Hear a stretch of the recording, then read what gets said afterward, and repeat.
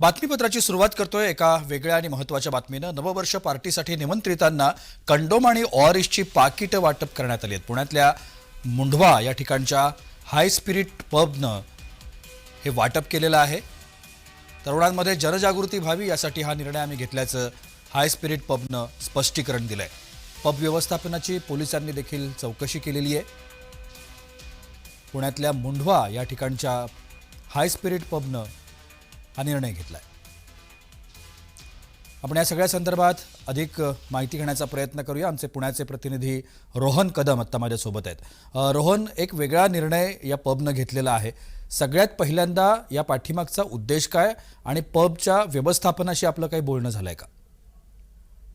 खरं तर या सगळ्या त्यांच्या भूमिकेचं स्वागत करावं की निषेध करावा हा संभ्रम जो आहे तो पुणेकरांसमोर आहे। कारण का अशा प्रकारे पब संस्कृती वाढत असताना अशा जी, प्रकारे थेट आमिष दाखवणं आणि कंडोमची पाकिट असतील किंवा ओआरएसची पाकिट असतील, इलेक्ट्रॉलची पावडरची पाकिट असतील, अशा प्रकारचं आमिष दाखवून नेमकं साध्य काय करायचं, नेमकं तुमच्या पब मध्ये काय चालतं याचा तुम्ही एका प्रकारे सुतोवाच करताय की तुम्ही खरंच इतरांच्या आरोग्याची काळजी करता, हा प्रश्न जो आहे तो पडतोय। जी। या पबच्या मालकांची व्यवस्थापनाशी बोलण्याचा संपर्क सातत्याने आपण करत आहोत, परंतु कुठलाच प्रतिसाद जो आहे तो तिथून मिळत नाहीये। पोलिसांना, स्थानिक मुंढवा पोलिसांना देखील याबाबतची माहिती जी आहे ती माध्यमातून मिळाली। इतर वेळ त्यांना या सगळ्याचं माहित नव्हतं। ज्यावेळेस माध्यमांमधून ही बातमी प्रसिद्ध झाली त्यानंतर त्यांनी जे आहे ते या सगळ्याच्या चौकशीला सुरुवात केल्याची माहिती सध्या मिळते। अद्याप त्यांची चौकशी जी आहे ती पूर्ण रोहन, झालेली नाही तुम्ही आणि पुण्यामध्ये आहात। पुण्यातले काही जे सर्वसामान्य नागरिक आहेत म्हणा किंवा या पबमध्ये जाणारी जी आत्ताची पिढी आहे, तरुण आहेत,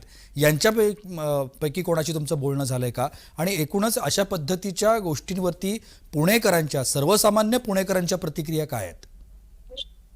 युवकांकडून मोठ्या प्रमाणामध्ये जे आहे ते सातत्याने पब संस्कृतीचा धिक्कार जो आहे तो केला जात होता। अनेकदा आंदोलन देखील झालेली होती।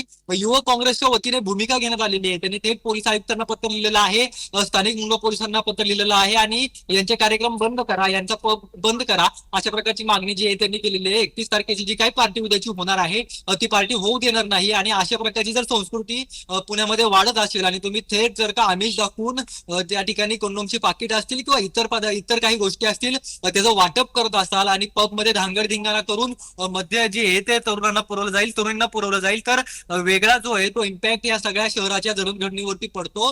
त्यामुळे पुण्यामध्ये अशा प्रकारची संस्कृती आम्ही चालू देणार नाही, अशा प्रकारची भूमिका अनेक तरुणाच्या संघटनेनी, युवकांच्या संघटनेनी घेतलेली पाहायला मिळते। रोहन, जर परंतु तुम्ही या सगळ्या संदर्भात सोशल मीडियावर उमटणाऱ्या प्रतिक्रिया बघितल्या असतील तर सोशल मीडियावरती एक प्रामुख्याने प्रतिक्रिया अशी उमटतीये की अशा पद्धतीच्या गोष्टींचं वाटप तुम्हाला करावंसं वाटतं, याचा अर्थ असा होतो की अशा पद्धतीच्या गोष्टी तुमच्या पब्समध्ये होतात, असा थेट आरोप सोशल मीडियाच्या माध्यमातून नागरिक करताना आपल्याला दिसतायत।